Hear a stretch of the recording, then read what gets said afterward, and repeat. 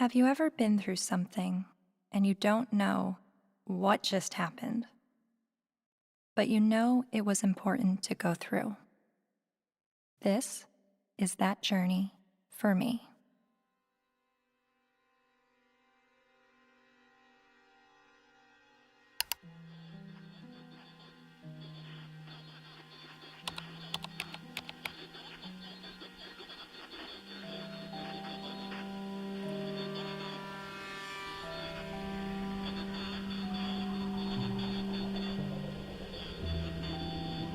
Misogynist rantings would be at home in the far-reaching internet subculture widely described as the men's rights movement, a toxic distillation of the worst aspects of American sexism. It's a universe of message boards where men get together to express their hatred towards women.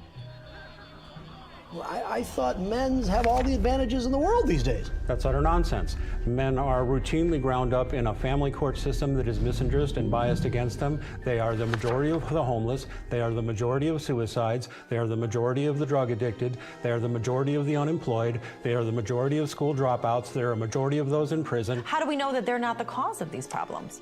There's a reason that women live longer, Mark. Let me tell you. It is because we are stronger and we are happier at the end of the day than most men. And that is factual, and you know it. And when men are married to women who scream like you, they just want to die sooner. And that's When you have women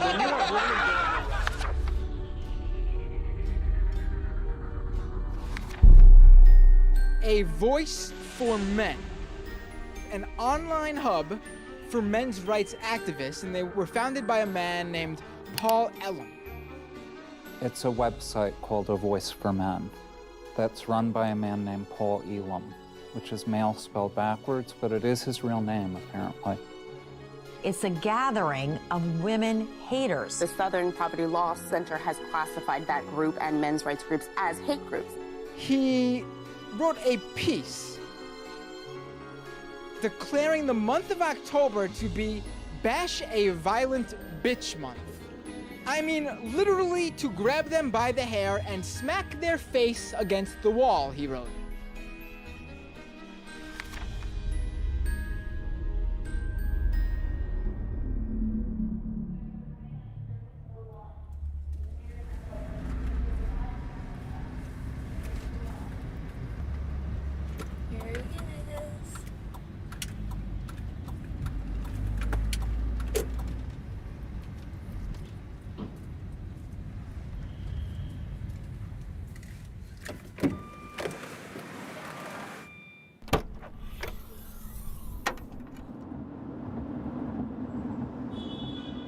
You may be wondering why I'm sitting in a car with notorious men's rights activist Paul Elam.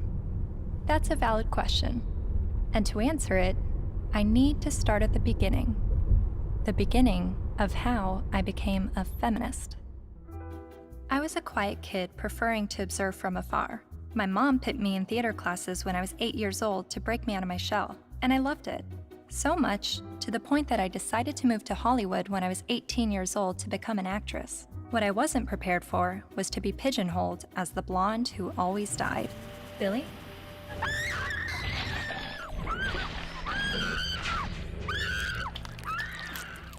Granted, I had a good scream. But the characters I played weren't alone in feeling objectified.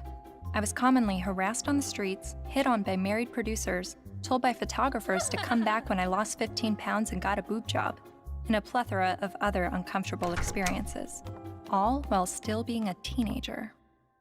I started to realize my role in the world seemed a little too similar to the unfortunate roles I was auditioning for, and it was not how I saw myself or the person that I wanted to be. So, I quit acting and bought a video camera to tell the stories I wanted to tell. And now, I've been making documentary films since 2008 when I was 21 years old. Most of my work has been about women's issues and sexuality. I've covered a range of topics from the phenomenon of purity balls to reproductive rights, single motherhood, and LGBT rights. After releasing my film in 2012 about marriage equality, I was at a loss of what topic to explore next. And that's when two horrific stories broke the news. two-star high school football players in Steubenville, Ohio, have been found guilty of raping a West Virginia teenager. The video shows the former Steubenville student callously joking about the incident. That's like rape. It is rape. Bro, they raped her. You know you do it? Bro. They raped her. This is the funniest thing I've ever seen. They raped her harder. Outrage across India as a 23-year-old woman, the victim of one of the most horrific rapes India has ever heard of. A 90-minute horror for a 23-year-old medicine student on this bus. Gang raped and beaten. Her friend assaulted and thrown out of the bus. Every day, every woman is facing violence on the streets. I started to research this rape culture.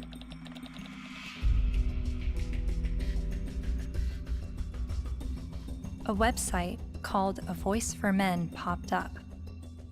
Paul Elam wrote about how women long to live out their rape fantasies, to be taken by a man she's never spoken to, let alone given consent to. As I read, I was asking myself, is this the rape apologist that I've been hearing about? The victim blamer who perpetuates rape culture?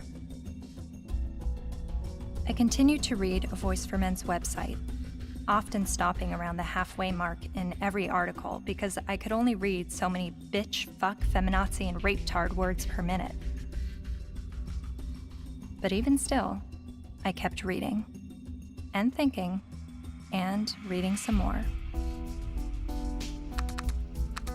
I was trying to understand how these, what I perceived to be women haters, could have so many followers.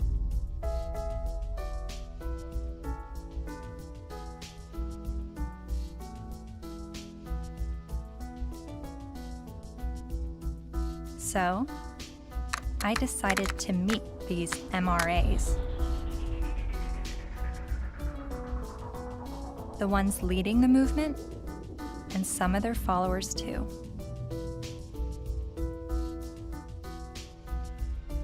And this begins my journey down the rabbit hole.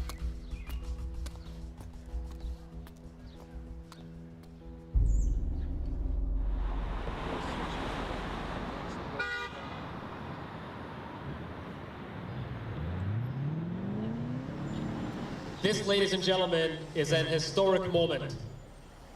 Never before has there been a gathering of this magnitude to support men's and boys' issues. We have got serious problems. I have been working in this area advocating for the rights of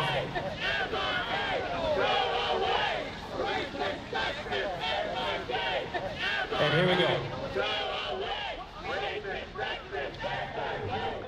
What you'll hear is that we hate women.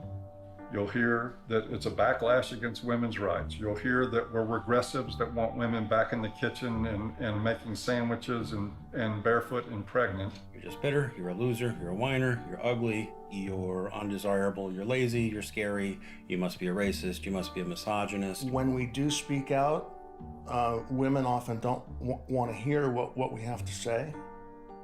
And so then we're called names, we're called whiners. And this is the way people who don't want men to talk about issues try to shut us up. We all know that you guys are a fascist, Nazi friend group of white supremacists. No other way to openly organize other than calling yourselves a men's rights group. We're somehow disempowered because we're white men. Maybe it's just because you're pathetic. We're here to fight how misogynistic assholes think they have the right to oppress women. White men are starting to feel misplaced because women are sharing space. It's disgusting, and scroll the fuck up, and don't confuse suffrage with oppression. Everyone suffers, it's universal. I am a man, and I need feminism. And it is crystal clear that the problems for men and boys are real. I would like to turn the microphone over to Paul Elam of A Voice for Men for some words.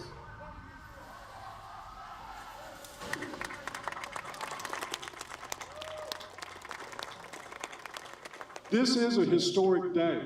I've never seen a gathering like this out of concern for the general state of affairs for men and boys in this culture.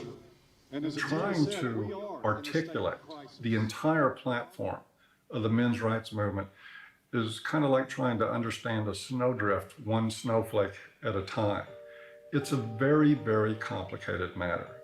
Just consider this, that 93% of workplace fatalities are men. 4 of 5 suicides are men. Men are dropping out of higher education at very alarming rates. We're down to 38% now of college students are men, and it's dropping rapidly.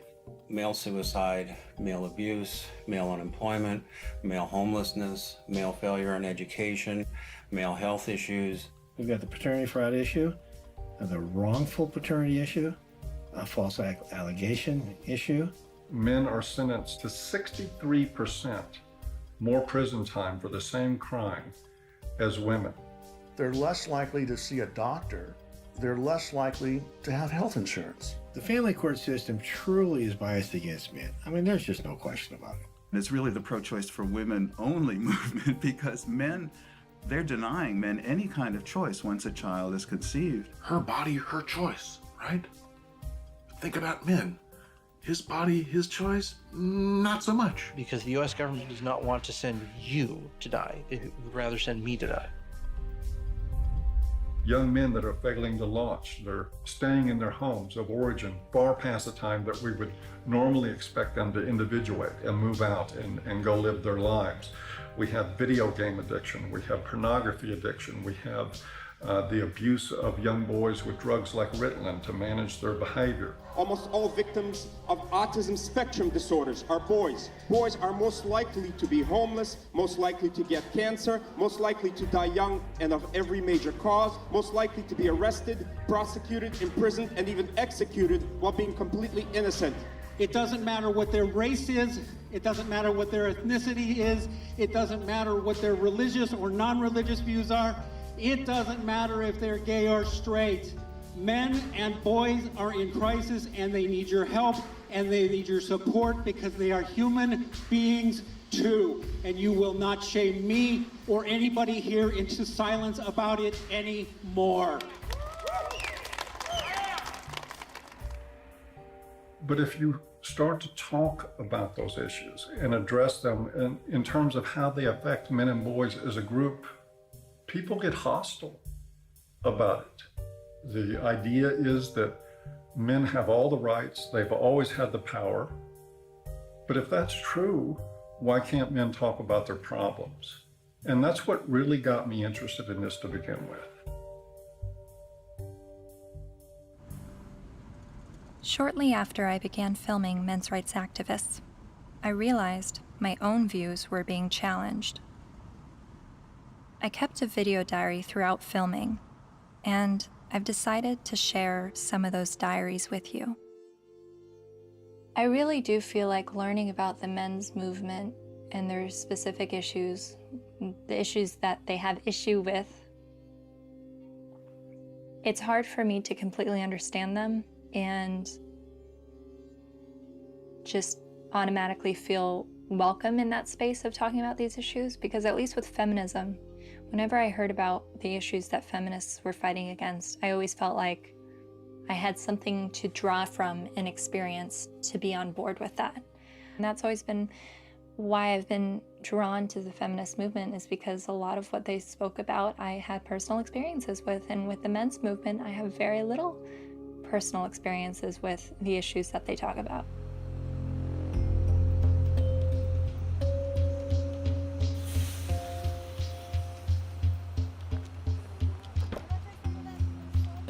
A cab driver who was driving a cab 70 hours a week was not saying, I am earning this money to have power over my wife. He was earning this money even though it took power away from his life. He was doing that so his child wouldn't have to drive that cab. The garbage collector does not get up at 3 or 4 in the morning in rain and sleet and snow and get out to do the garbage so he can have more power over his wife. That's power he's losing over his life in order to make his contribution, his sacrifice, his way of loving. And this has been translated into the culture of, you make more money than women do, you must therefore have more power.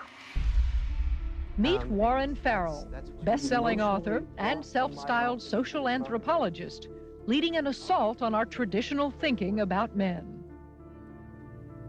I asked my girlfriend at the time to buy me as a gift, I think it was for Christmas or for my birthday, Warren Farrell's book, The Myth of Male Power, which she did. And it just changed my whole life. And his premise was, while women are often seen as sex objects, men are often seen as success objects. And this resonated with me. He wrote this book that questioned our notions of power, of who had power and where it was. And it questioned the roles of men, but not the way feminists had always questioned gender roles. Every society that survived based on its ability to train its sons to be disposable. Disposable in war as warriors, disposable in work as firefighters, as workers on oil rigs and so on, coal miners, and indirectly, therefore, disposable as dads.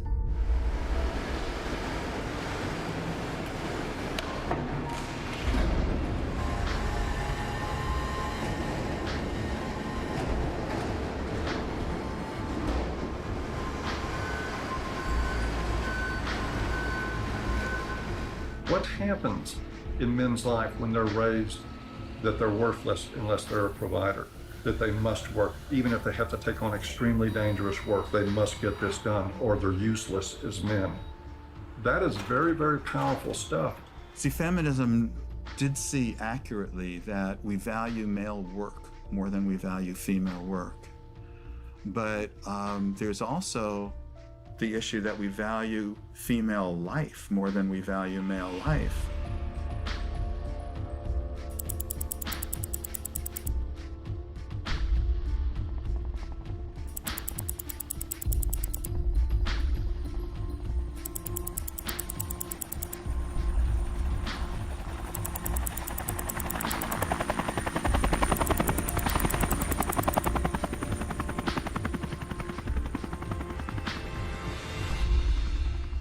Even when that plane went down in New York City a few years ago, and that, the pilot was a hero for the way he landed it and saved everybody. Word arrived over the citywide fire frequency that a commercial jetliner was in the water with 155 people on board.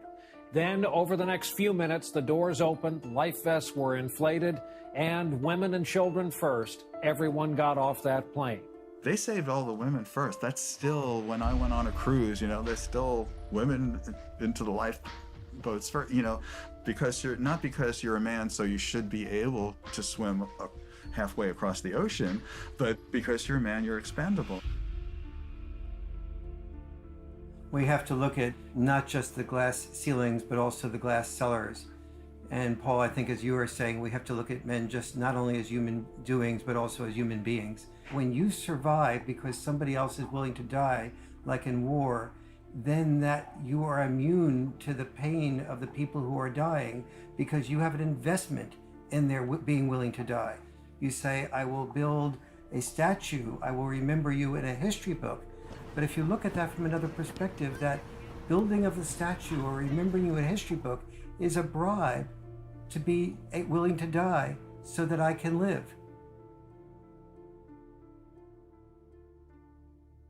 But both sexes, in the area where they are rejected, tend to turn what rejects them into an object. So the area where men... I'm watching this lecture that Warren Farrell's giving in the 90s. I see some women in the crowd, and a lot of them have their hands folded, and there is a little bit of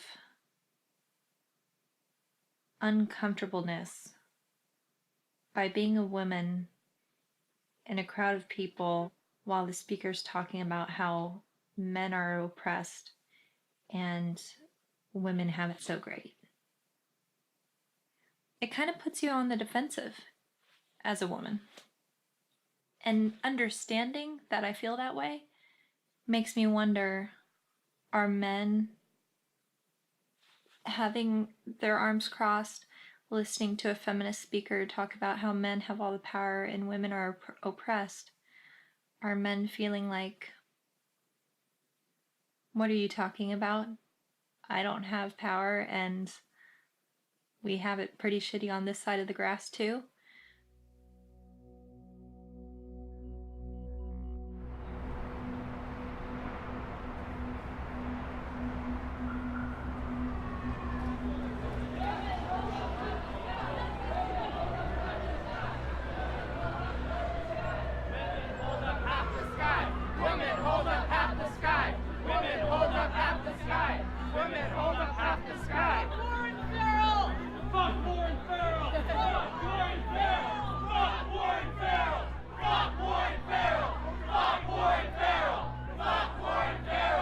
In 2012, Dr. Warren Farrell was speaking on behalf of men's issues at the University of Toronto in Canada.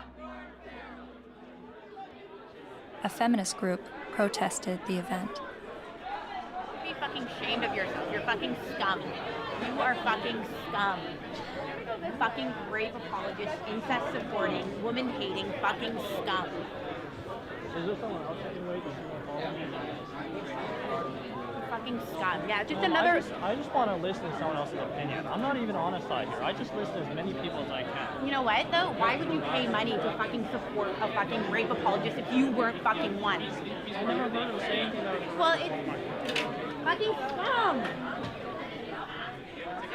Who do you serve? Who do you protect? Who do you serve? Who do you serve? You're fucking scum. Fuck you. Rage inside of me. All cops are bastards. ACAB. Real fucking scum.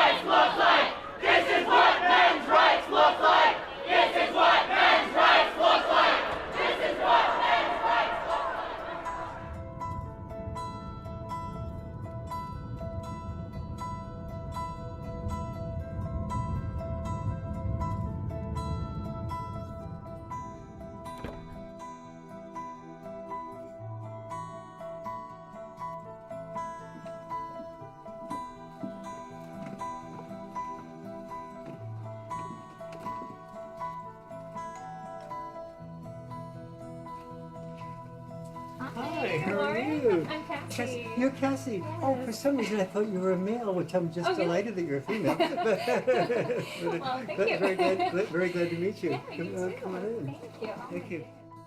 But Farrell wasn't always so attentive to men. In fact, for years he focused almost exclusively on women's issues, rubbing shoulders with feminist leaders like Gloria Steinem. And he's still a card-carrying member of the National Organization for Women. I believe that women cannot hear what men do not say. And he's got a lot to say to both men and women in his provocative new book, The Myth of Male Power. I was making a very significant amount of money speaking around the world on behalf of women's issues alone. I went through a period of forming men's groups. And then when I listened to them, I thought, well, gee, this will be really helpful to present to audiences so that they can understand not only women's side, but men's side too, because I was really totally in the feminist camp. And immediately I saw my standing ovations drop. I started hearing that there was people saying, hey, don't invite him there, to speak with us. And pretty soon I had, very few college and university speaking engagements. How did you originally get involved with feminism? Where did that all begin? I was doing my doctorate in political science at NYU in the late 60s, and the women's movement surfaced.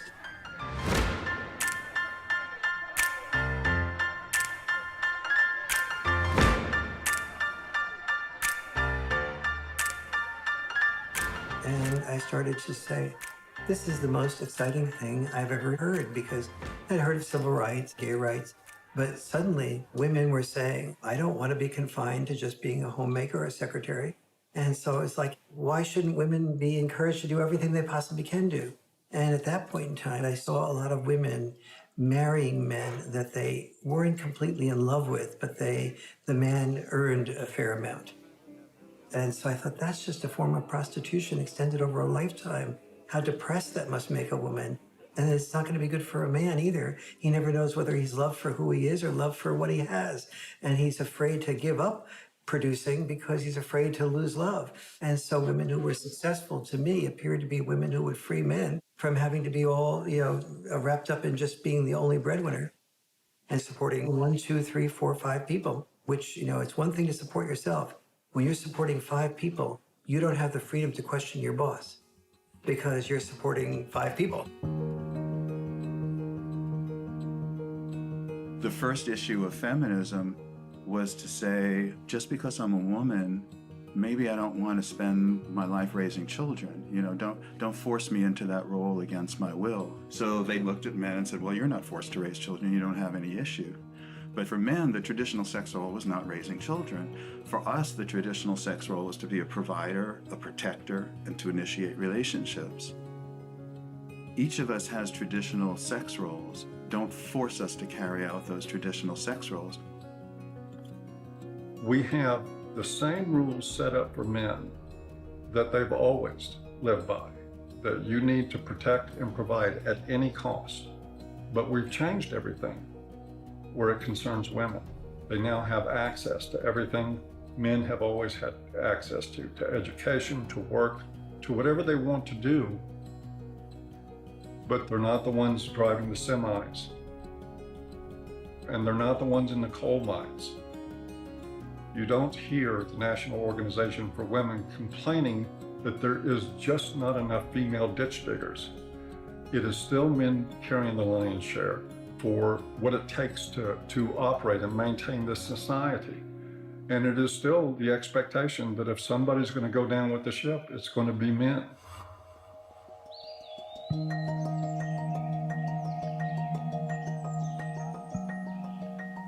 Flexibility in roles is where we should be all headed. Any men's rights activist that I would support the portions of the women's movement that is encouraging women to have more flexibility in roles. So where do the men's movement and feminism disagree? Well, only on the fundamental belief that the women's movement says men are the oppressors, that we are involved in a patriarchal world in which men invented the rules to benefit men at the expense of women. But don't we live in a patriarchy? When most of the world's nations still have never had a female leader.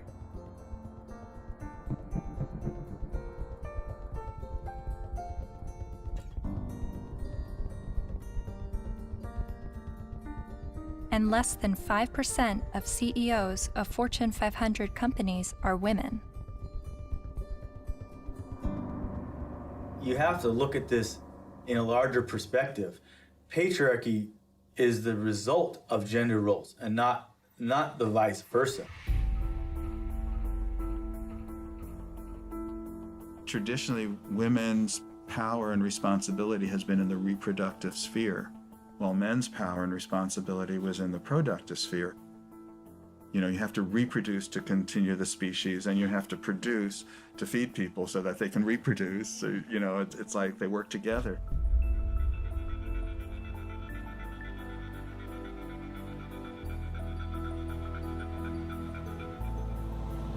And most cultures divvied up roles because women were responsible for childbirth and were more likely to breastfeed.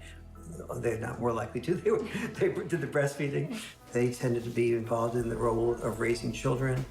Men tended to be involved in the role of raising money or making a killing of the animals or making a killing on Wall Street. But those were our obligations. So that's why industry was male-dominated and government was male-dominated, because that was our job. And so what we call patriarchy is men giving into the expected roles that they're supposed to give into, and many of those roles are very harmful. Working exceptionally long hours, difficult hours, dangerous jobs, getting killed on the job. Even politics, a lot of people describe as masochism. Imagine what it takes to be a successful politician. Imagine how much of your personal life that you give up, how much you work, how much privacy that you sacrifice, how much freedom in your day-to-day life that goes out the window. There are more men willing to do those things than there are women. But also, just because men are the ones, for instance, writing the laws in general, doesn't mean that the laws are protecting men. You hear about patriarchy, right? All the evils of the world's from patriarchy, but we're the ones dying, you know? And we die for you guys, you know, to protect our families, our friends. In every society that's ever existed, women have had privilege and protection that men did not. For example, we never hear about how men were excluded from the Forced Labor Convention of 1930 for years. The Forced Labor Convention was an international treaty that banned slavery and forced servitude, but it made an exception for able-bodied males ages 18 to 45. Eventually, they got rid of that, but there was still an exemption for prisoners and military, which is 90% male. Stop pretending that you're oppressed and men are your oppressors. It's a lie, and it's a hurtful lie, and it's a hateful lie, and it's wrong.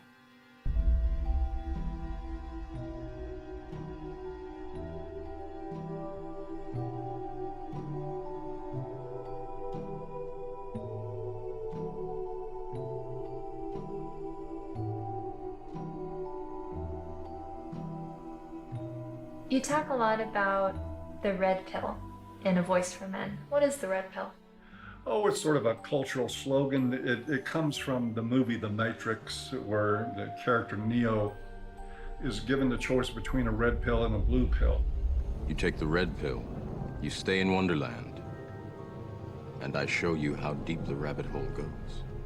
And if he swallows the red pill, the scales will be peeled back from his eyes. He will see everything that he hasn't been able to see. And if he takes the blue pill, he'll just go back to sleep and live in his sort of unaware, semi-comatose state forever and probably be a lot happier. It's a pretty apt analogy. So what is the blue pill in this world?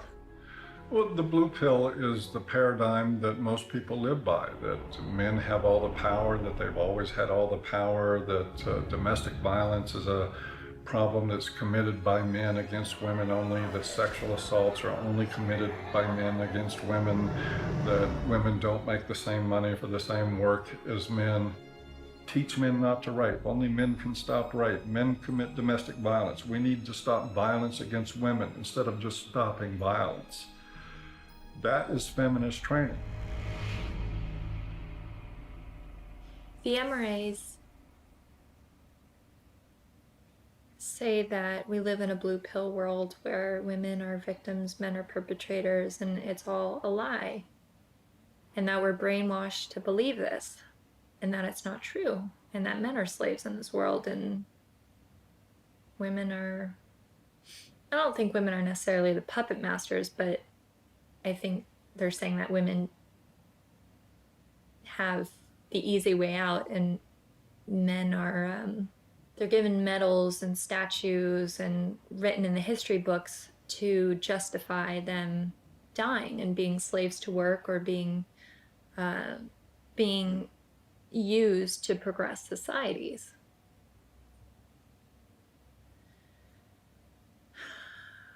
And I've believed for so long that I'm at a disadvantage for being a woman, and that I have to work harder than everyone else, and I have more to overcome, and I have more to prove just because of my gender.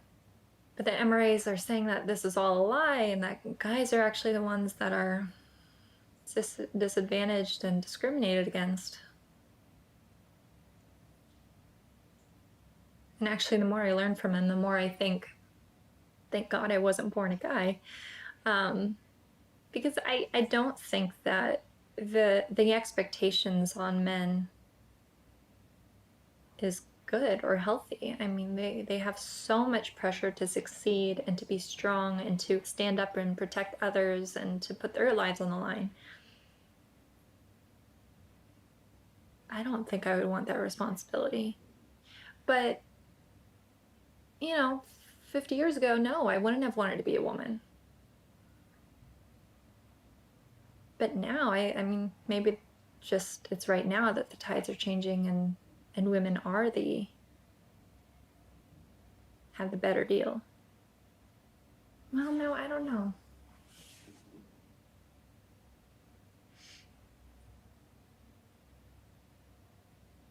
And then sometimes I think the MRAs are just duping me and giving such a strong pitch about what they believe in to convince me of something that's actually just some out there theory that men are discriminated against and women have the advantage.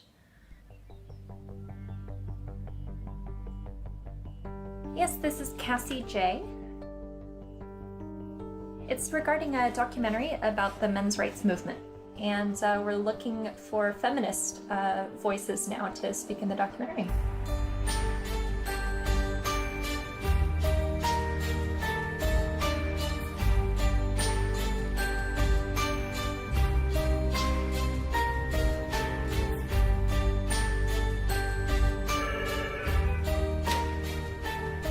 Feminist majority. Yeah, hold on just 1 second.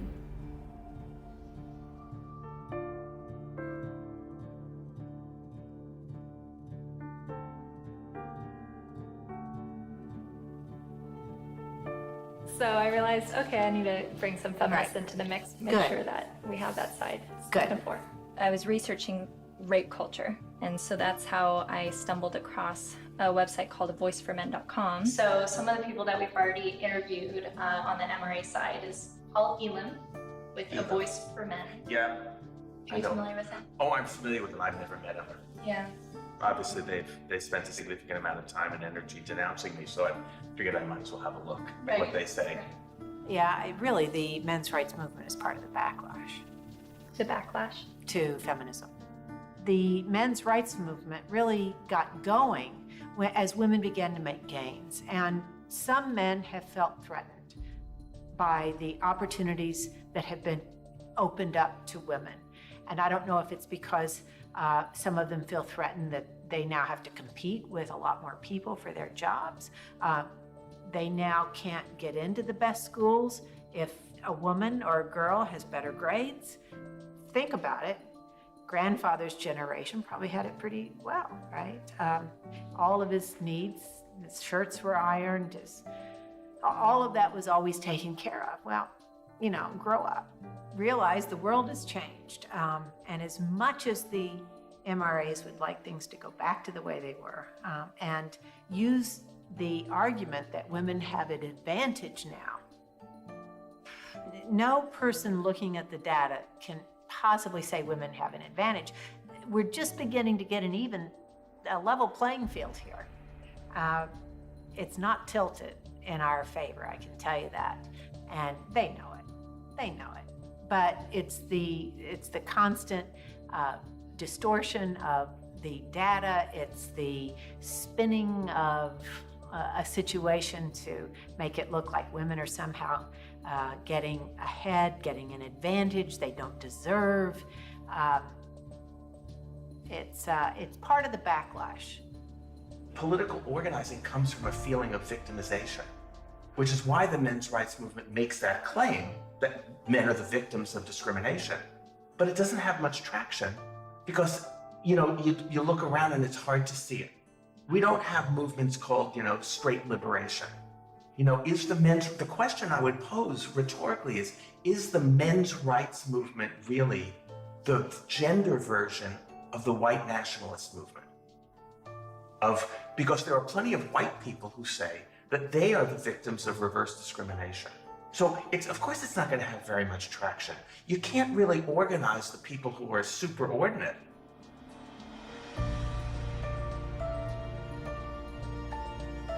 So do you think that men are being discriminated against in any way? Not under the law. Men are not disadvantaged under our laws. Or in the business world, as a class, men are not underrepresented on corporate boards or at the top of the Fortune 1000 companies. In the corporate world, in the business world, in a lot of parts of academia, in the military, in the sports world, still pretty much a male-dominated world, and where a lot of the privileges and power and status accrue to men. Men are advantaged over women, no question. No one can debate that, not with a serious, not in any seriousness.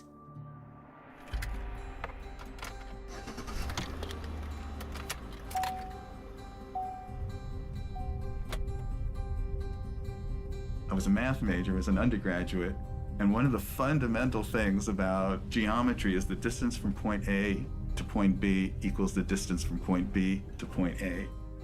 And if women are so different from men that men can't understand the female experience, we need to listen to women to describe it, then the male experience is so different from the female experience that you can't understand it. You need to listen to us. You can't really compare how men and women have suffered from sexism, because there's no way to quantify, that kind of suffering. So if a woman says, well, I miss 30% of my income,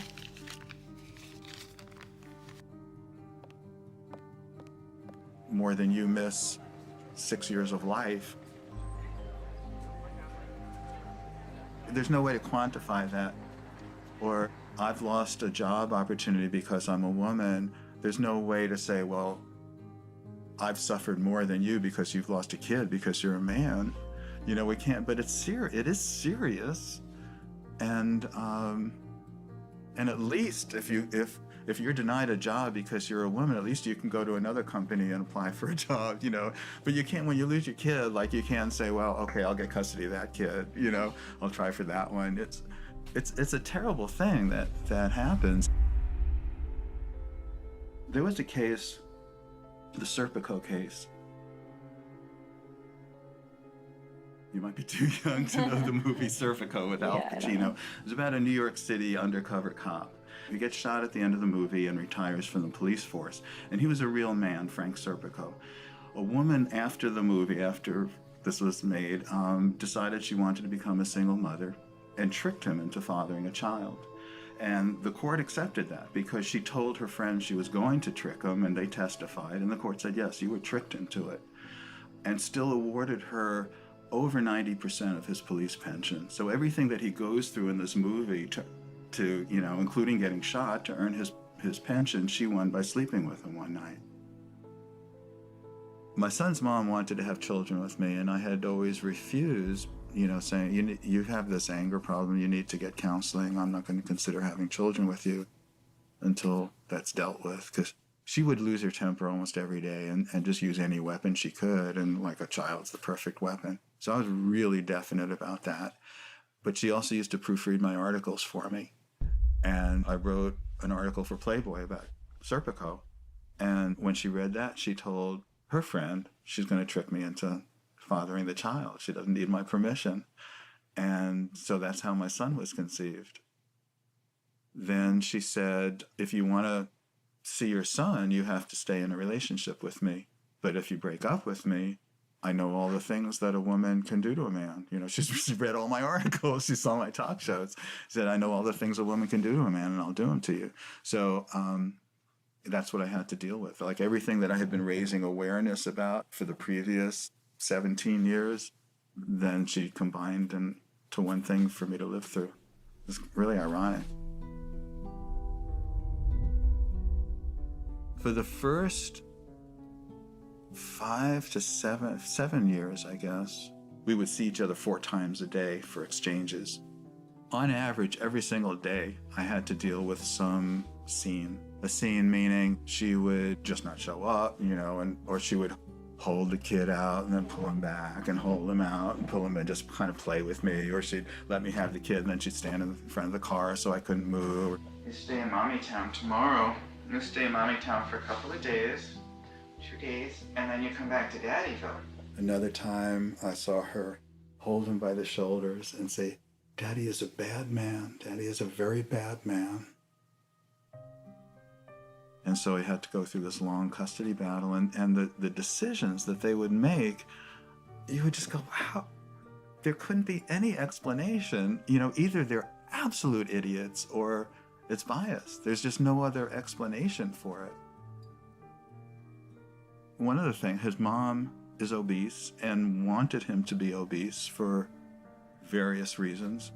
One thing is so he would identify more with her side of the family than mine, because we're all thin. Another was so that he would enjoy being with her more, because when he was at my house, he had to get activity, you know, and eat well-balanced meals and get his sleep and stuff. And at her house, they would bake brownies and stay up late and just watch TV. And so where would you, if you're a little kid, you know, where would you enjoy being more? But he self-reported to the mediator how upset he was about being obese, that the worst thing in school was when kids called him fatty, and how he cried. And his physician said that he's really concerned medically. And then what I did, he was at an age where he would imitate things that I would do. You know, I gave him a broken shaver, so when I shaved, he would pretend to shave. And what I did was I started weighing myself every morning and writing down my weight, the date and the weight. And I taught him how to read a scale. So he kept his own records. So I had 6 months worth of statistics to show consistently that every time he was with his mom for a few days, he'd come back weighing 3 or 4 pounds more, and then he'd lose it while he was with me. So they had, you know, that how much he was upset about the problem. They had his physician being upset about the problem, and they had the proof of where the problem lay. So the judge's decision was that father should no longer be allowed to weigh the child. Problem solved. After 14 years, my body gave out. I got sicker than I've ever been. I realized I'm going to die. That's not going to do anybody good. I've got to give up the fight. So I gave up custody. And so I don't see my son anymore. He hasn't been in my house since. So I did lose him. Just like a dream, you're like a guiding light shining in the night. Fred claims that during his 14-year custody battle, he spent the equivalent of 5 years of his gross income on legal fees, mediators, and child support payments. I was really in his life a lot longer than most fathers would have been. It's something most fathers can't afford. You are so beautiful to me.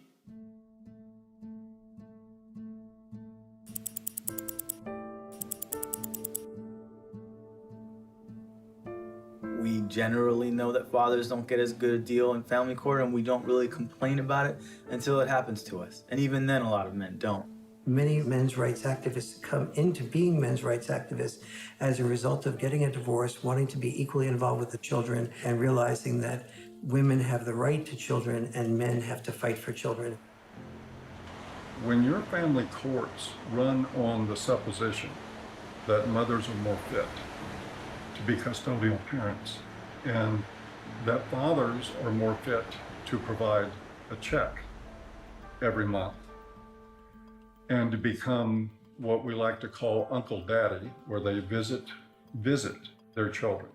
To me, that's one of the greatest obscenities in the world, the idea of visiting your own children, where you get to see them for 2 hours on Wednesday night, and you get to have them for X amount of hours every other weekend, and you have no say in how they're brought up.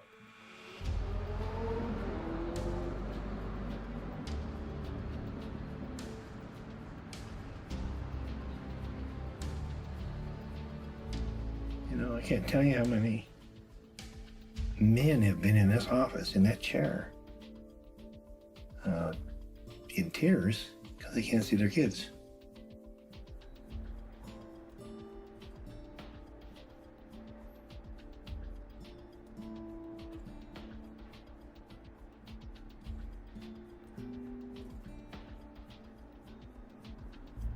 some of this stuff ends up in horrific consequences. Like this gentleman here, it's his little son. They found him dead. Not the son, but the young man. In the desert with a bullet in his head. Day before the family court, where it became known that he was going to get to see his little guy even less. And of course, he'd been falsely accused one time after another. It had destroyed his life. It had bankrupted him. It had driven him into debt. It had caused him to miss work. He was about ready to lose his job. He was in the end of his rope, so he just decided to end it. The unfairness in the family courts, the unfairness in the way child support is so often structured, it's commonplace and it's everywhere. And the more you start to become conscious of it, the more you realize that it's there.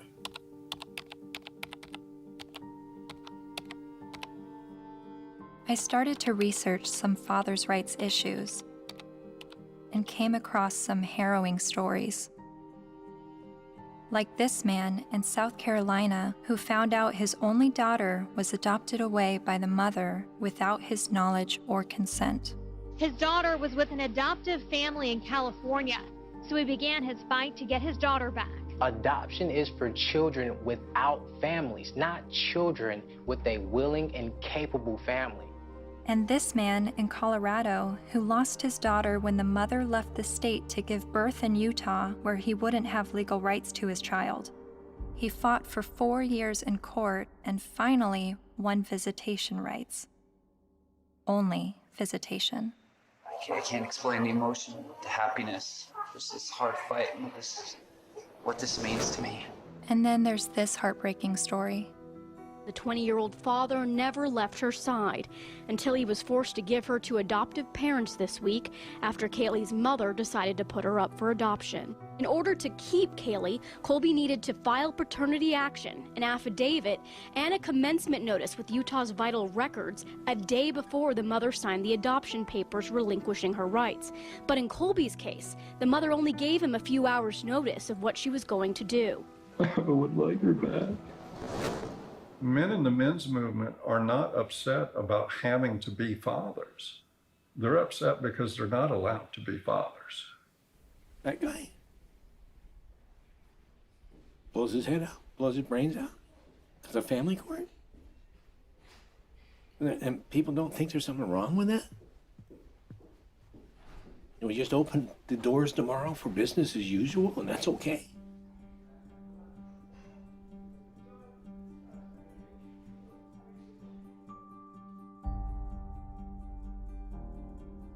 I've always thought of feminism as being the fight for gender equality. And yet, I've never heard about fathers' rights and the injustices going on in family court. Why is this? I decided to ask gender studies professor Michael Mesner. Well, I'll just say I don't think it's, I don't think that a lot of their assumptions are correct to start with. There's no doubt that there have been some men who get just screwed by court decisions and custody cases. But I think when you look at the broader patterns, it's still the case that in intact heterosexual families with kids, women are still doing the vast majority of the housework and childcare, and there's a lot of sort of father absence, lack of participation by fathers, some of whom I think then after divorce happens end up suddenly wanting equality, as fathers when they haven't really been participating equally as fathers before.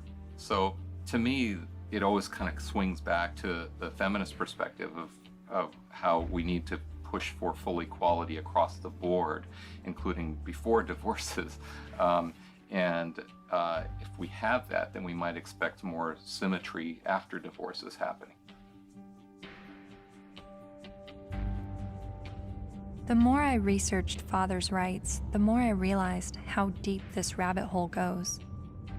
Not only in the amount of issues, but also in the vast array of perspectives on these issues. I decided to create a flowchart of what I thought fathers' options might be following a surprise pregnancy. I then put a green line for the paths that I thought would be good turnouts for the father, and I put red lines for the paths that seemed to not be good for the father. Then I created a flowchart for women's options, and did the same with green and red lines. And as I stepped back, I saw all the red lines for the women's options if she does not want the child. But something dawned on me. Of every path the biological father could go down, he's at the mercy of the woman's sole discretion.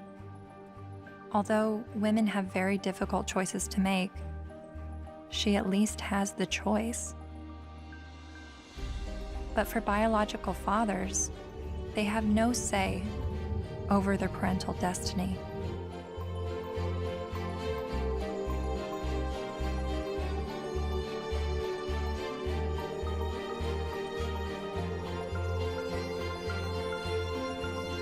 This is my friend Dara. She's 8 months pregnant with her first child, and she's a lifelong feminist. It seems from MRIs, from what I've read, that women seem to have more reproductive rights than men do. I don't know what to say, like, we carry children, they're never gonna carry children. It's just a different thing. So I guess, as much as possible, take the steps to prevent yourself being in that situation. It's just, I don't know what to say. There's no, there's nothing like a woman, you know, women have been blamed for, and still are, for, you know, unwanted pregnancies, choosing to have an abortion, not choosing to have an abortion, choosing to put their child up for adoption, when, you know, the burden lies on a single mother. If the man leaves, there's real, you know, societally, she's lambasted. So there's a lot of things that women deal with in that regard that men don't actually deal with. So I can have compassion for their situation, but I don't know that it's going to change in the way they want it to, because it's biology, you know? So if you're going to be having sex that could result in pregnancy, and you haven't had this conversation with the woman that you're having sex with, you better have it. You better have it fast. That's when the man has the ability to make decisions, either not to engage in sex or to use condoms and to use other forms of contraception. So that's where his role comes in. Once he's impregnated her, she's the one now faced with continuing a pregnancy, faced with the health risks that accompany pregnancy. So his rights have to be exercised early. But once she's pregnant, all decisions must be hers, because ultimately she is the most impacted. There's just no question. And she ultimately has the responsibility for that child.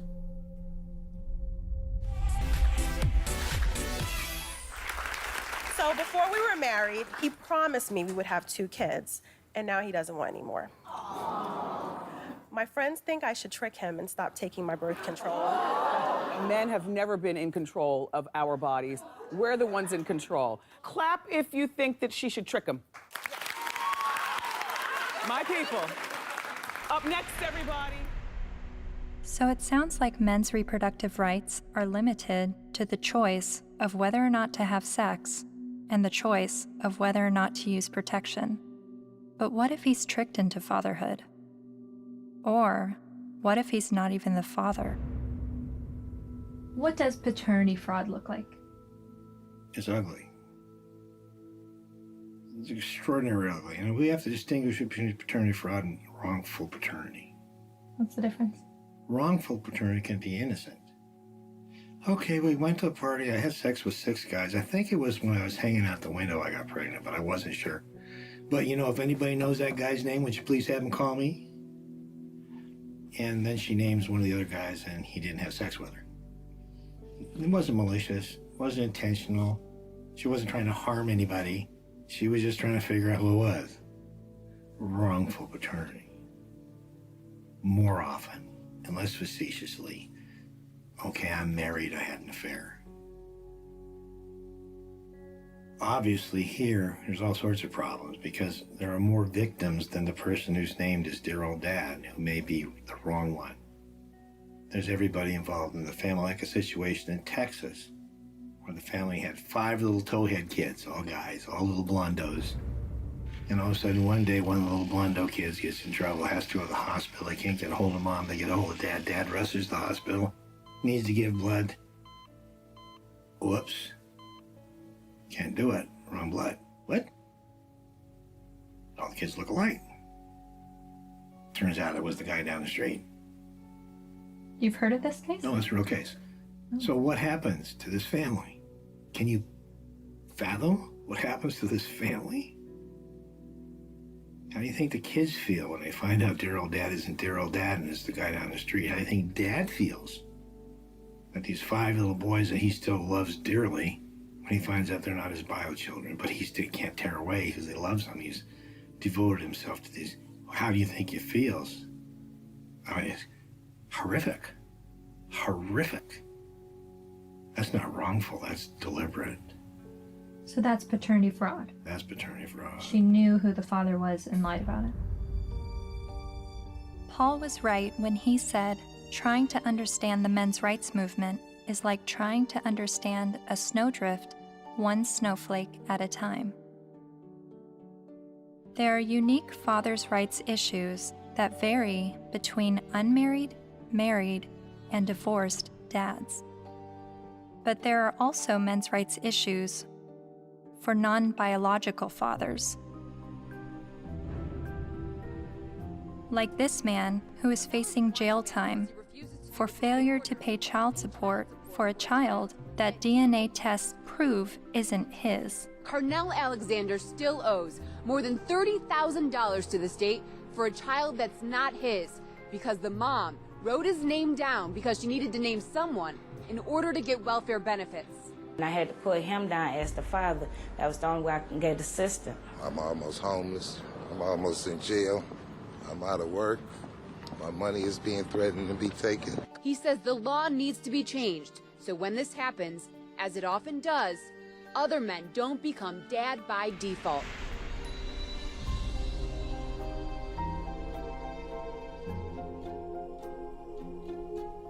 A lot of times people wonder about MRIs, why are you guys so angry? And my answer to that is, why aren't you?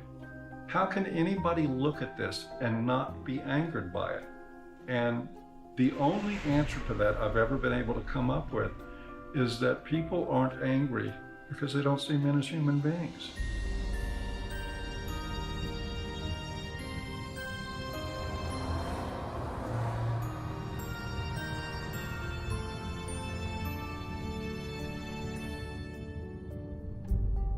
I continued traveling North America, meeting MRAs from all walks of life, hearing their personal stories, their red pill moments. I met a young man who was sexually abused when he was 16 years old while living at a residential home for people with developmental disabilities. She's the only woman I've done anything ever with, partly because it just messed me up so much. She continues working there. She hit me in the face. She actually hit me throughout the house, chasing me throughout the house. When I reported my domestic assault to the police officers, I did not at all bring up the fact that I was sexually assaulted, because if he wasn't going to believe that I was a victim of domestic violence, there was no way he was going to believe that I was going to be a victim of sexual assault. I met the honey badgers, women who are men's rights advocates.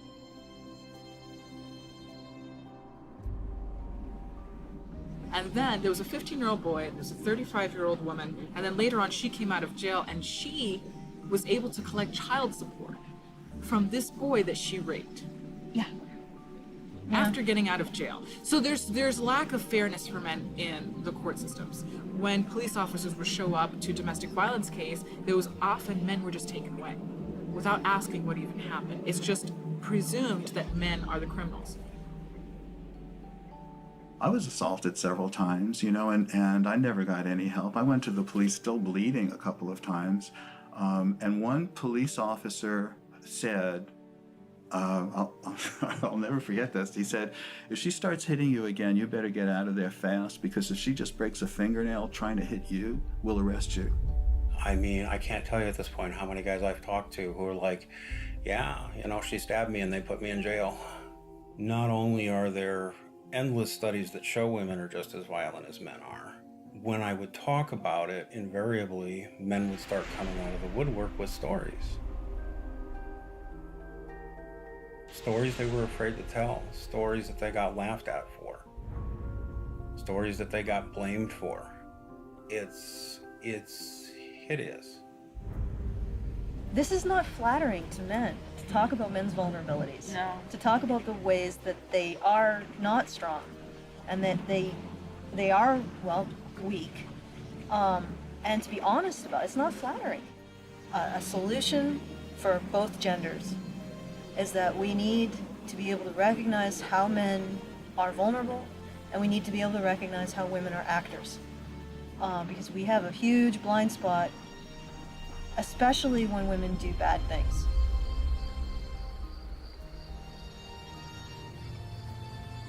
My best friend that I grew up with since kindergarten was being physically abused by his wife, who he'd been married to for 20 years. She'll break glass and throw it at him, punch him. I've seen it just happen spontaneously, and it was frequent. And he's bigger than her, but he didn't want to hit her. And he didn't want the children, they had 3 minor children, he didn't want them seeing this at all. So he would usually just go outside because there would be glass breaking or things being smashed or yelling, and he knew that the neighbors might think it's him. So he would go outside so the neighbors can see what's happening. Eventually I said, look, you need professional help, and so does she, and maybe the kids do too. So I called a bunch of domestic violence shelters. I just looked around online and I called, but every place that I called said, we don't help men. We don't help male men at all. And I started becoming curious about why that was, because I learned that these were state-funded shelters. And I know that men pay at least half of the taxes that fund these shelters if they're state-funded, and I just was wondering why. So basically, there was no place to take him, and it just continued. The problem just kept going.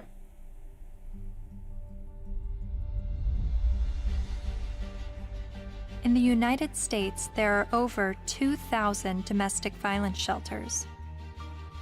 All of them serve female victims, and nearly all of them turn away male victims. In fact, as of 2016, there's only a single domestic violence shelter for men. My initial reaction was that there needed to be thousands more women's shelters because that many more women are being battered. But as it turns out, 1 in 3 women and 1 in 4 men will be victims of physical violence by an intimate partner in their lifetime. Sure, there's a slight majority of female victims, but how can that excuse denying men help?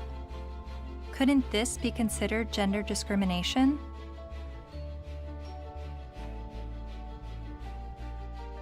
Think of it this way. Roughly 78% of all suicides are men. If suicide prevention services only served men, wouldn't we see the gender discrimination immediately? If there are over 2,000 women's shelters that turn away men, and only 1 shelter for men, obviously the resources don't match the need. How are you involved in the men's rights movement? Well, from the very beginning, when I first opened the Refuge, which was in 1971 in Chiswick in London, almost as soon as I took the women in, I got a house for men.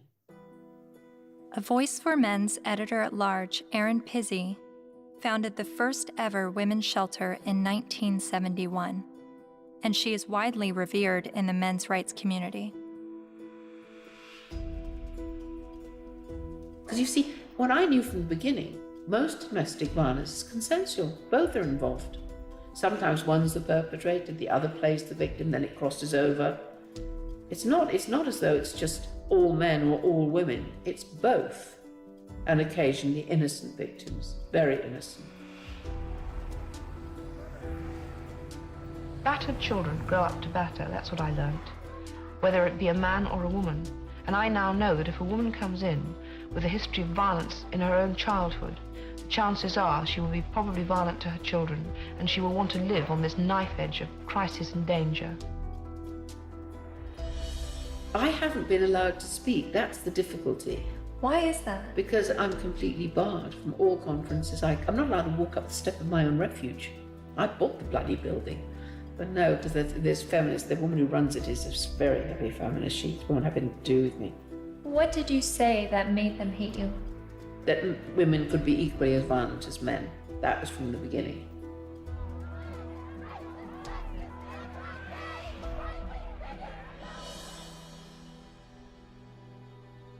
Erin Pizzey says that 62 of the first 100 women to enter her refuge were just as violent as the men they left, and violent towards their children.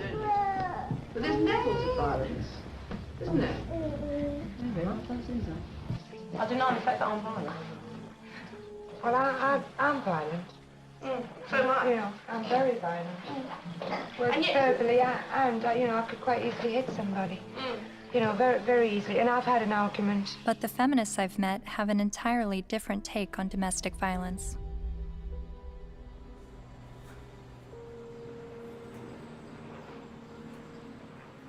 On the whole issue of domestic violence, that's just another word, really. It's a cleanup word about wife beating, because that's really what it is, or dating violence. And it's not girls that are beating up on boys, it's boys that are beating up on girls and using violence to intimidate and to control. And we have very few what's called domestic violence shelters, which are places that women can leave their home with their children and get a new start, get out of the violence. But there are not nearly enough of them. We need more funding and more resources, because it is a tremendous disadvantage for women and girls.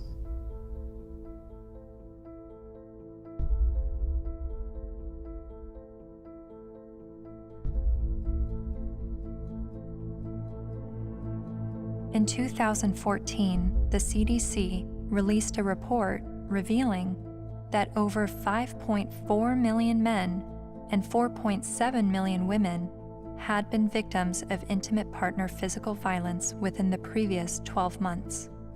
But then why does the media paint domestic violence as a women's issue?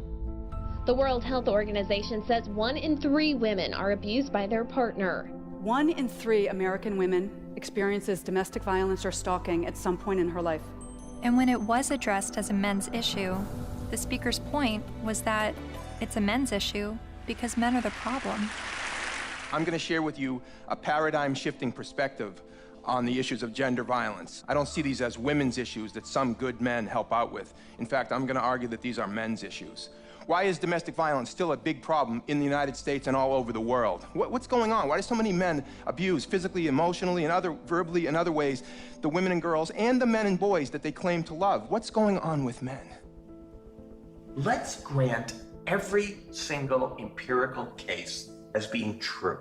Yes, it is true. Let's just say, it is not true, but let's just assume that there is gender symmetry in domestic violence, that women hit men as much as men hit women. If I were to say that, I would say, and therefore we need boatloads more funding for domestic violence, to develop shelters and adequate interventions, because there's this hidden epidemic of men who are being beaten up by women. Or I could say, as the men's rights movement do, therefore we shouldn't have these shelters and we shouldn't fund them because the women are all lying. Well, it seems to me that if you really believe in gender symmetry, it's not that you want to, you're not questioning the number of women. You're just saying the number of men is high. You would want to join with women who are anti-violence to say, we have a real problem here. You know, it's not even a gender problem. It's a problem of women hitting men and men hitting women. We've got to get boatloads more funding. Let's work together. That seems the logical response to this. But instead they're saying it's like a zero-sum game. If we fund the women, then we're going to ignore the men.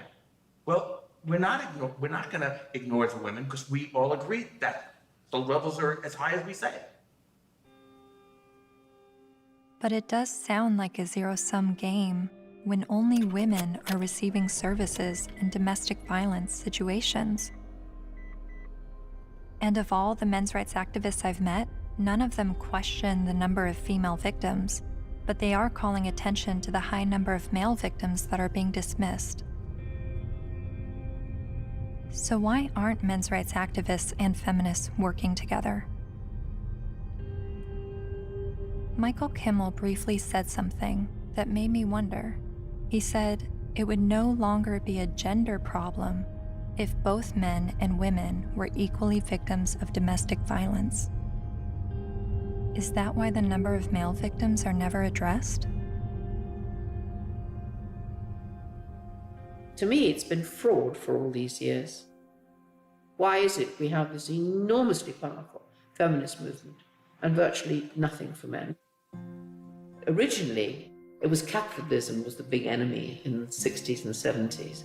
And it was the radical feminists in America. They moved the goalposts. They said, no, it's no longer capitalism is the enemy. The enemy is patriarchy, all men.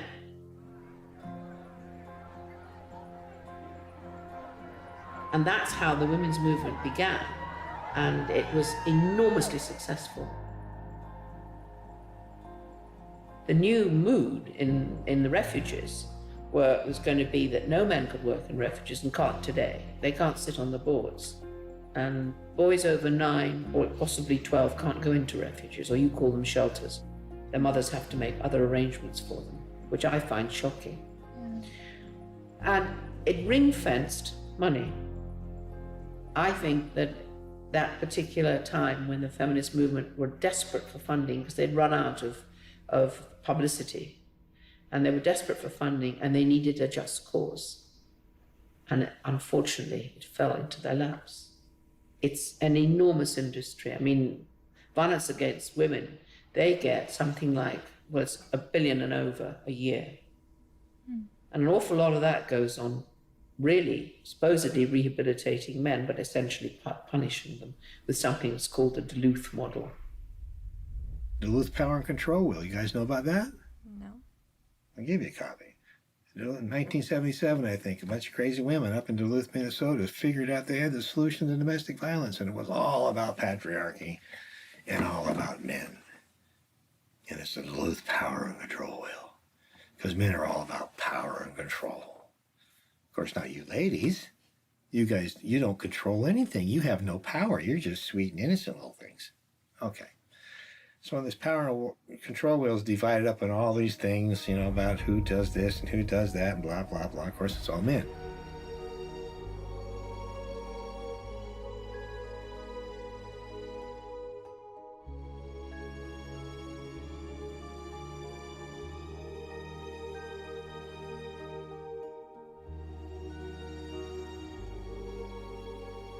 The entire domestic violence industry was founded on that. I think it's still 37 or 32 states in the United States that by law they have to use the Duluth model for battery intervention programs, and it's all shame, blame, and guilt driven.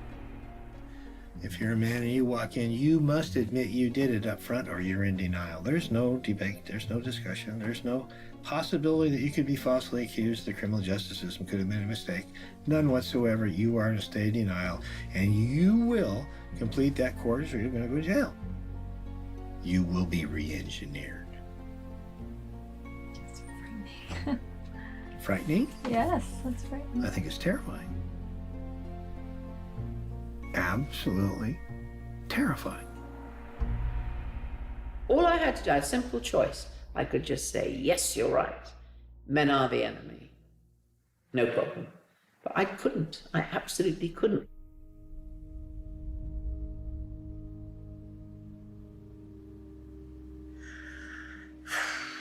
Just getting overwhelmed.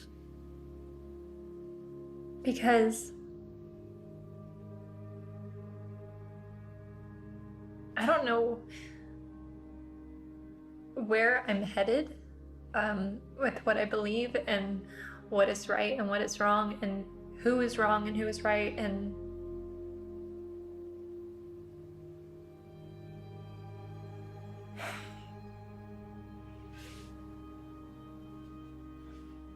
the truth is somewhere in the middle, and that's why I'm feeling frustrated, because I don't know where the truth is, and I don't know.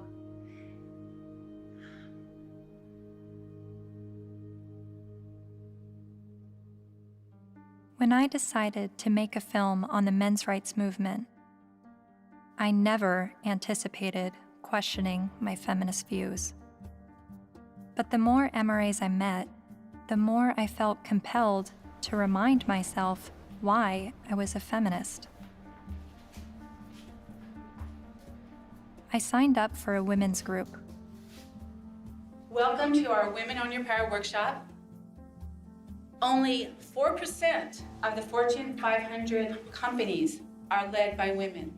Women only hold about 14% of corporate executive positions and less than 20% of our governmental positions.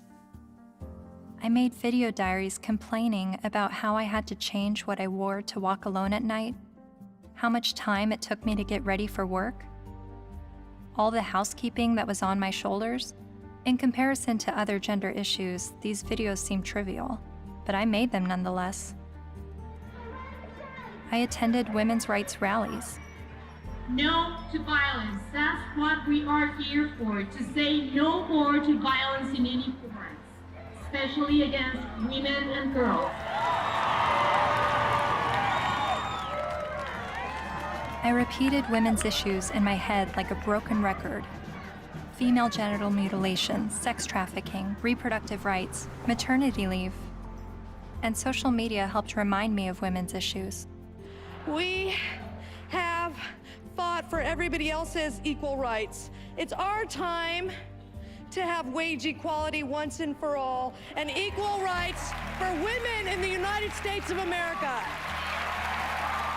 We are struggling for a uniting word, but the good news is that we have a uniting movement. It is called He for She.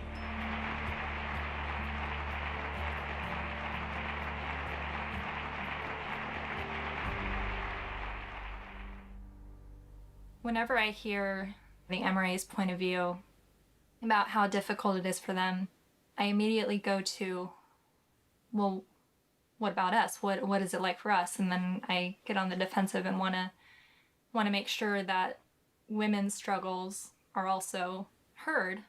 And I don't know if that's necessary, because the MRAs are saying that the feminist perspective is the mainstream perspective. But even when I hear their issues, I still want to speak up for the women, because I feel like, I don't know why I feel like talking about one gender's issues now neglects the other. And I guess that's what MRAs have been dealing with, is always hearing about women's issues and feeling like their issues are neglected. But whenever I hear them talk about men's issues, I feel like I need to stand up for women and say, this is what we're dealing with, an equal opposite.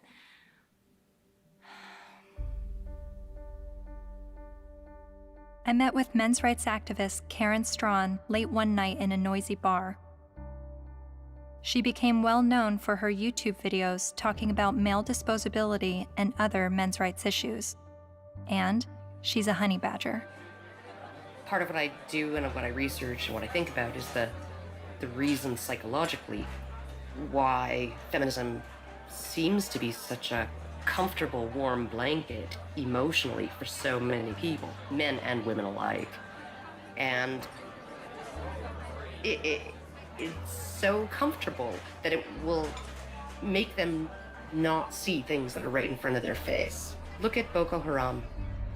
Hundreds of young girls, fast asleep in their beds, are awakened by the sound of gunfire. Armed attackers have stormed their boarding school and set fire to dozens of buildings. Nearly 300 of them are dragged from their dorm, loaded onto trucks, and carried away deep into the forest. From New York to London rallied yesterday demanding that the terrorist group Boko Haram bring back our girls. It just gets to the core of you, This unconscionable act was committed by a terrorist group determined to keep these girls from getting an education. And what happened in Nigeria was not an isolated incident. It is a story we see every day as girls around the world risk their lives to pursue their ambitions. I mean, you must have heard about that, right? That's being spun as a fundamentalist Islamic group that is so determined to be misogynistic and oppress girls that they want to deny girls an education. But they are not against girls being educated. They're against anybody getting a Western, secular, or Christian education. The initial attacks, and there were several of them, there were over 100 men killed and 1 woman killed. And the victims were described as people, right, or villagers. And in the previous attacks on the schools, they actually let the girls go. They separated out the boys and girls, and they let the girls go, and they told them, go home, get married, renounce your sins, and live a righteous life under Allah, right? And then they burned the boys alive. There was literally no outrage, right? It was barely reported on. It was one of those things, there was no opinion pieces on it, no nothing, right? Until the girls were kidnapped. And look at it this way, because we played right into their hands, because they want attention, right? And they weren't getting any attention from the Western media when they were just slaughtering boys, right? They want attention. And what do? They kidnap girls and sell them into marriage or slavery, right? And everybody, the UN, Michelle Obama, Barack Obama, the UK government, the Canadian Federal Minister of Defense, right? They're all promising aid and help and equipment and personnel to help find these girls and bring them back, because this is such an outrage and oh my goodness, something needs to be done. Well, maybe if, like last year, maybe if we did something then, all of these girls would be safe in their dorms right now, right? But we didn't. And the reason why they kidnapped those girls is because we didn't do anything. We didn't pay attention. And they want attention, right? And they know that attacking girls or women is going to get them attention. What are we going to do? Start a campaign, bring back our boys. Oh wait, they're dead. Never mind, right? The men, the people in Boko Haram, they're chivalrous. If those girls were boys, they wouldn't be getting education. They'd be dead.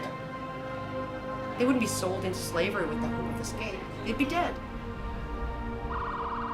Boko Haram has been fighting for Islamic rule in Nigeria since 2002. Its members have killed hundreds of people.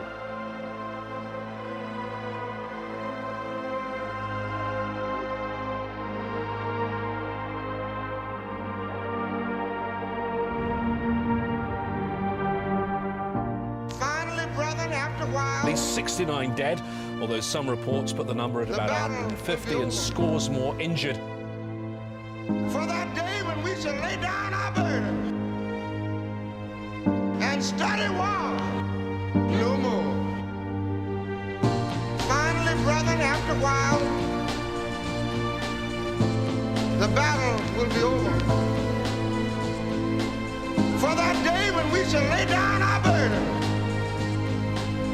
and study war no more. Finally, brethren, after a while, the battle will be over. For that day when we shall lay down our burden and study war no more. Finally, brethren, after a while, the battle will be over. For that day when we shall lay down our burden and study war no more. Finally, brethren, after a while, the battle will be over.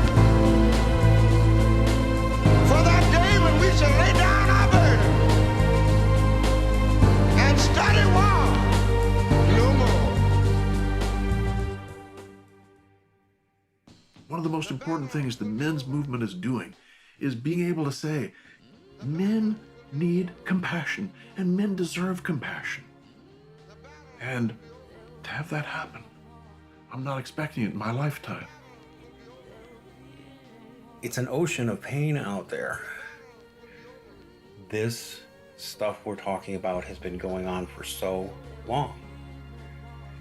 And nobody listens, nobody cares. It's one thing when you look at what happens to women and you feel normal, healthy outrage about it, and that should happen. But when you can look at what's happening in our courts to men, in our medical establishment to men, in our schools to men, and yet we remain so cerebral about all of it. Yes, well, that is certainly something to consider. If it were happening to any other group, we would be having protests from coast to coast. And the fact is that it is happening to men every day, right in front of our eyes, and people will get angry at you if you try to talk about it. That's how deep the prejudice runs. But there have been protests, not with the intention of shining light on men's issues, but rather with the goal of silencing any discussion of men's issues. Like at Ottawa University, when Professor Janice Fiamengo attempted to give a lecture that questioned the feminist narrative.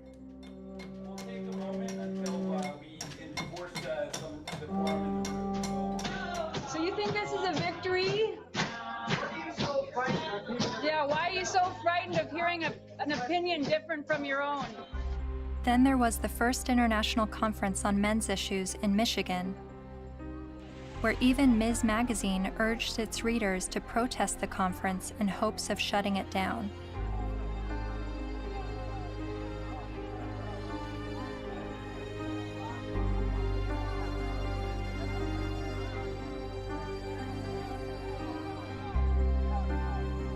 But perhaps the most well-known protest of a pro-men's rights event happened in April 2013 at the University of Toronto, when the Canadian Association for Equality hosted a discussion titled From Misogyny and Misandry to Intersexual Dialogue. About in my 20s, when I went to Columbia to study art history, and that was in '68, and that was the height of the epidemic. And so suddenly I was confronted with the direct possibility of being drafted for combat. And I discussed that with a number of women.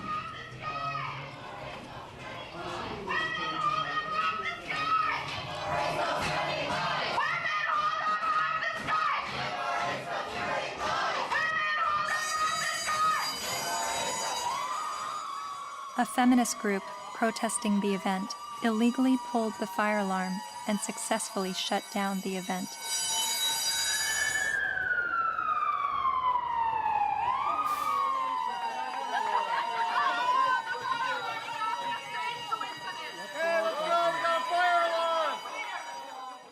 Once outside the lecture hall, feminist protesters and men's rights activists got to speak face to face. So, number one, shut the fuck up for a second. Feminists do not want you to lose custody of your children. The assumption that women are naturally better caregivers is part of patriarchy. Feminists do not like commercials in which bumbling dads mess up the laundry and competent wives have to bustle in and fix it. The assumption that women... This is a list of the things that we're working towards. Now, if you would shut the fuck up for the 50th billionth time, These are things we agree on, actually. These are things that we're agreeing on. And these are things that you've actually all got skewed fucking views on. You think that feminists are trying to take away your fucking rights, but as a matter of fact, what we're trying to do is we're actually trying to work on the same things that you're working on, but except the fact that you're just too busy hating women. You can't fucking see that we're trying to work on those same situations. Are you conflating feminism, which is an ideology, with women, which is a demographic of societies? Okay, Mr. So you Derailing for Dummies. Okay. You're still a hate An group. ideology. Yes. I also hate a lot of other isms. So you admit those. Racism, Like, sexism. Oh, bullshit, bullshit, fascism. bullshit. You hate sexism, but you're an MRA. Okay, no, point taken. We win. You obviously haven't Sorry. read our literature. Okay. You don't actually work on anything. You're not creating any change in the fucking world. Your fucking website's a hate website against feminists. You're not actually creating any change. You're not Do not want you to have to make alimony payments. Alimony is set up to combat the fact that women have been historically expected to prioritize domestic duties over professional goals, thus minimizing their earning potential if their traditional marriages end. The assumption... I'm reading, fuckface. I'm trying to I'm letting everybody else hear it, okay? It's not just for you, Mr. Entitled. The assumption that wives should... Why do you think the men's rights movement is at odds with feminism? What has created that clash and that war between each other? Well, one, feminism has spent the last 50 years demonizing men, which is sort of one of the problems. Feminist scholars have characterized men as inherently violent, inherently bad, inherently predatory, inherently oppressive. They have postulated that masculinity is a disease. Feminists aren't the only problem. The problems didn't start with feminism. So when I start criticizing feminism, I want you to know you're just part of the problem. They're just part of the problem. You calling men oppressors and women oppressed demonizes men, and I believe diminishes women at the same time. It's a way of telling men to shut up. It's a way of telling men that their experiences don't matter. You tell a man he's privileged, therefore anything he's gone through or anything he has to say doesn't matter. His lived experiences don't matter because he's privileged. So, how old were you when you started calling yourself a feminist? Or how many years ago? It was probably about 3 years ago, I guess you can say. I'm relatively new. Yeah, but I'm pretty loud, so violence only helps the oppressor, not the oppressed. A lot of MRAs say that feminism doesn't fight for the rights of men. What would you say to that? Cry me a river. Really, because feminism is a movement about the discrepancies when it comes to women's equality, because we're still not there yet. You know, so don't even start with that whole, oh, but you don't think about the men's issue. Well, then, you know what? Start your own goddamn movement, which they have, but maybe make it a little more about legitimate issues like custody and alimony and things that you think are unequal, which all stem from patriarchy, not from, oh my God, feminists are trying to take away our kids. No, dipshit.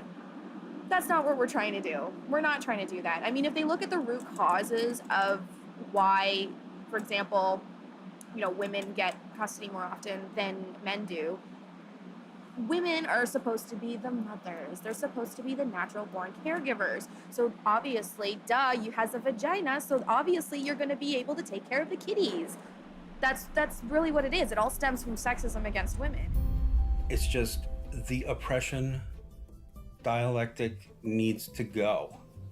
It's so hard to convince people to look at men's rights activism and support it without first allowing them to at least escape the stranglehold that feminism has on their minds.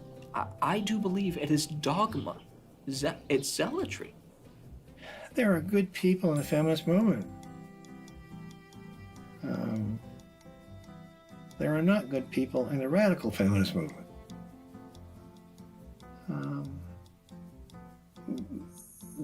That system is based on hate. And hate is, in my opinion, hate is the most destructive force in the world. They're so quick to call us man-haters or misandrists. Misandry for life. No, like they're so quick to say that when all we're doing is talking about like patriarchal societies and structures that we want to dismantle. Nothing against men in particular, but just saying, hey, this is a system that we live in, and this puts men above women, and it's not necessarily their fault, but hey, recognize what's happening here, and let's work together to dismantle it. The omnipotent, ever-present patriarchy, the invisible force that directs all of our lives, right? And causes all oppression and all suffering, right? Our devil. And the beautiful, wonderful force for justice, feminism, the way. It's the way. It sounds like religion. It sounds like religion. And oh my goodness, for a movement that's only about equality and isn't blaming of men. They name the force for evil after men and the force for justice after women. And this being a movement is very, very, very concerned about the implications of language. So concerned that if you call a firefighter a fireman, it will discourage little girls from aspiring to be firefighters. And sometimes discourage grown women from aspiring to be firefighters, right? By calling them firemen. But we can call the force for all oppression. We can call that essentially men, patriarchy, right? And we can call the force for good and justice women. And that kind of language, that has no implications. We're not blaming men. We just named everything bad after them. They're really angry, and they're angry at women, they're angry at feminist women, but yes, men have gotten a crappy deal. But it's not the fault of women or gay people. When feminism says that they have no part in any of this, I think they're not being honest about it. I don't blame feminism for all of it, but I think they've had a role in it. They've written laws that discriminate against men. They fought to protect those laws, particularly in domestic violence areas. And for many, many years, second wave feminism would go through the statutes and change everything that was gender specific to something gender neutral, unless it was something that benefited women, like the domestic violence laws. They didn't change those. Other types of areas like fathers in prison, there's statutes that specifically give mothers certain benefits that fathers in prison don't have. And I challenged that as well legally, but we didn't win on that one. When I wanted to get a commission on men, like the county has a commission on women, the feminists fought that tooth and nail. When Prop 209 was before the California voters, which was to end affirmative action, every feminist organization opposed it. Every time men's rights groups try to pass joint custody legislation, feminist groups fight them. They fought us on paternity fraud.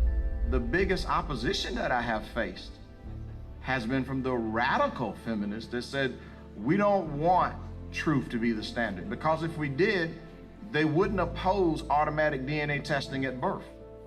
And in countries like France, they're saying, well, DNA should mean do not ask. Because it's now illegal to even get a test, and if you get a test without the mother's permission, you will be criminally prosecuted. In Sweden, they tried to create a man tax. In India, the men's rights movement is trying to get the rape laws to include male victims, and the feminist groups apparently are fighting that. I'm not saying all feminists are this way, but I think the ones who are affecting public policy, who have the lobbying power, I think they are. If you just look at their actions, they don't want equality for women. They want special privileges for women and girls. And even though they know in a lot of areas men do not have equality, they are silent. The commandant of the Marine Corps said that he thinks, and I quote, all eligible and qualified men and women should register for the draft, talking about selective service. Do you think women should also have to register for selective service like men? I have to think about whether I think it's necessary to go as far as our military officers are recommending. The idea of having everybody register concerns me a little bit unless we have a better idea of where that's going to come out. Where I want people to register, I want every young person to register at the age of 18 to be able to vote automatically. And I think if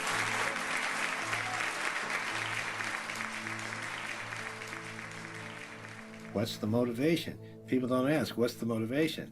Do we need a men's rights movement? No, we need common sense.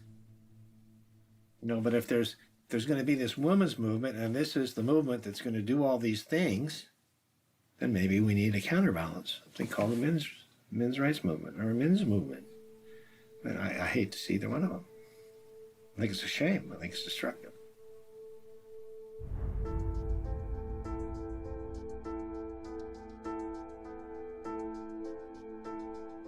I'm hearing what the men's rights activists are saying, and I'm finding the sources to support what they're saying. Men are just as likely to be victims of intimate partner physical violence. Men have little to no control over their parental destiny, especially when he's tricked into fatherhood or he's raising a child that he later finds out isn't his.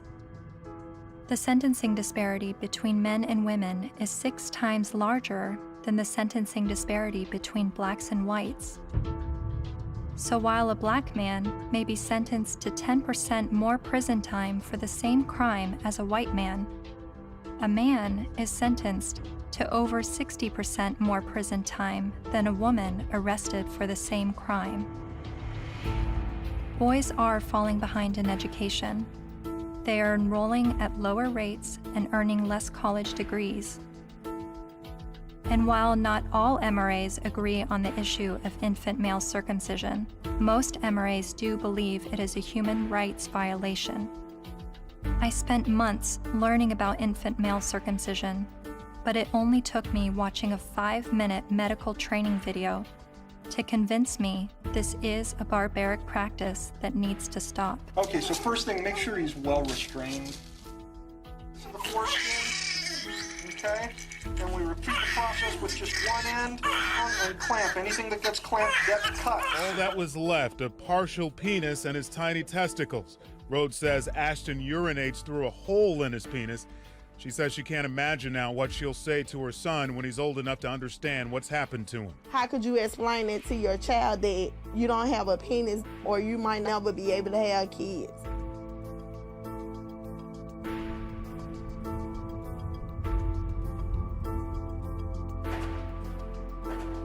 Yes, men are the majority of workplace deaths and injuries, war deaths, suicides. They have a shorter life expectancy.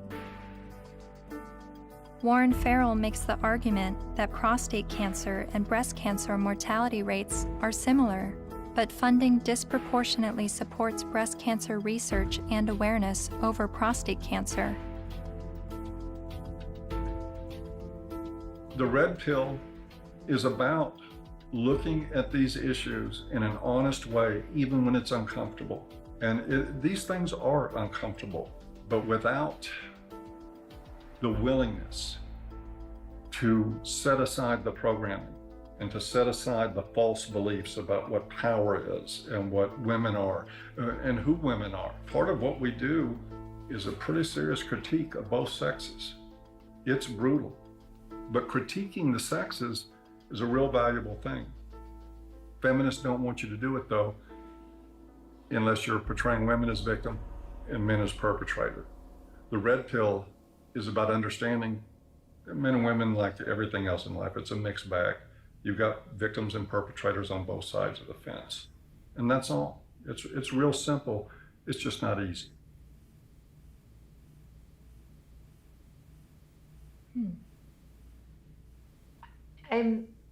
I think I agree with everything you said, but there's still some kind of unsettling doubt, and I don't know where that's coming from.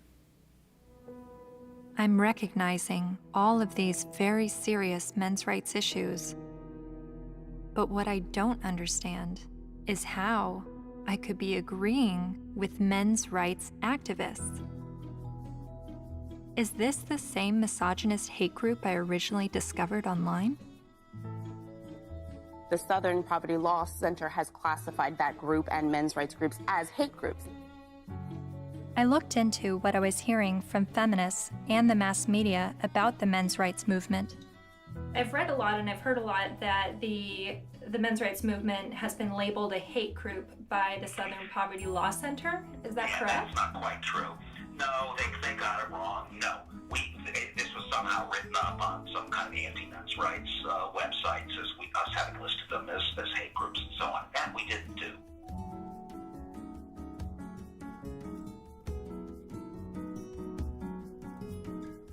He wrote a piece declaring the month of October to be Bash a Violent Bitch Month. Jesus. I mean, literally to grab them by the hair and smack their face against the wall, he wrote. I then discovered that Paul Elam's famous Bash a Violent Bitch article was written in response to this article by Jezebel called, "Have You Ever Beat Up a Boyfriend? 'Cause, we have." The article cited a study that revealed 70% of non-reciprocated violence was perpetuated by women. The author then went on to say that she conducted an informal survey at the office, and the gist of her findings was that many women had physically assaulted their man, and it was interpreted as either being funny or he was asking for it. I couldn't help but see the hypocrisy in a major feminist website making light of abusing men, and MRAs stinging back only to have the media paint them as the abusers. Something else to think about. Arriving on campus, boys will also see the effects of women's studies programs, now usually termed gender studies programs. Make no mistake about it, however, they are still women's studies programs. I teach in the gender studies program at Wagner. There are about 900 such programs worldwide, and about 400 of them are in the States. By comparison to those 900 programs worldwide, there is one men's studies program. In 4 years, Center for Men and Masculinities is to be established at a state of New York university, the one in Stony Brook. It will be headed by Professor Michael Kimmel, a sociologist. Its advisors will include, probably among the advisors are funders as well, the actress and fitness expert Jane Fonda, Gloria Steinem, and Eve Ensler, the author of Vagina Monologues.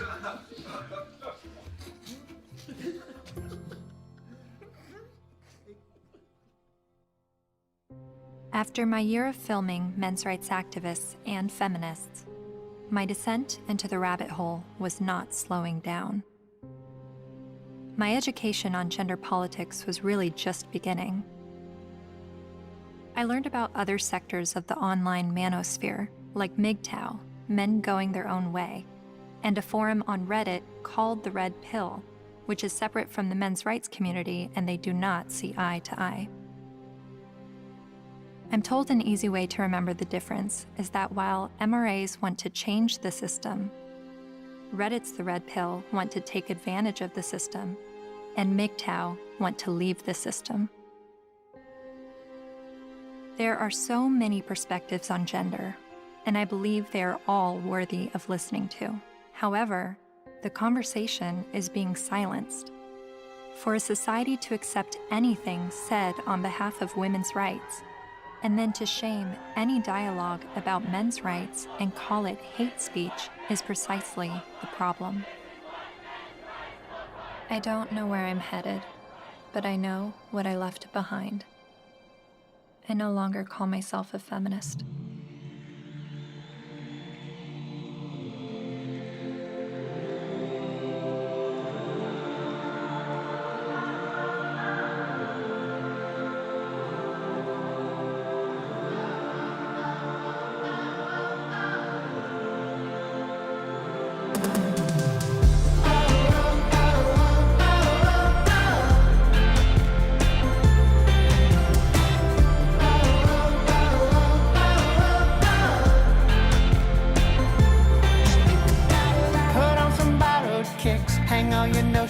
Up. It's never what it is. Wisdom is asking what. There is another side, down where the rabbit lives. My world will blow your mind. Just have a look at it.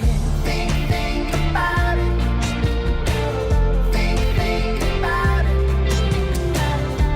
Think about it. Think about it.